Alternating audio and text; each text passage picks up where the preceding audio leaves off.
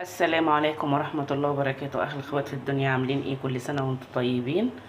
النهاردة بقى آخر يوم رمضان، يعود علينا وعليكم الأيام بخير يا رب، فرحكم وكل سنة وانتم طيبين. ده آخر فطار معانا النهاردة. عملنا بقى صينية بطاطس في الفرن بالفراخ اهي اهو يا حبايبي.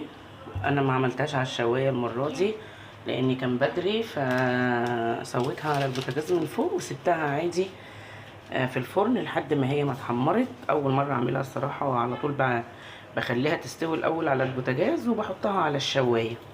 وعملت معاها رز يا محمد، رز اللي هو حبايه وحبايه، بس لسه بيكمل سواه. لسه فاضل يعني 10 دقايق كده على الاذان.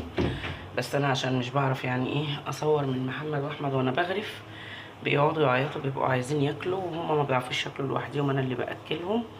بس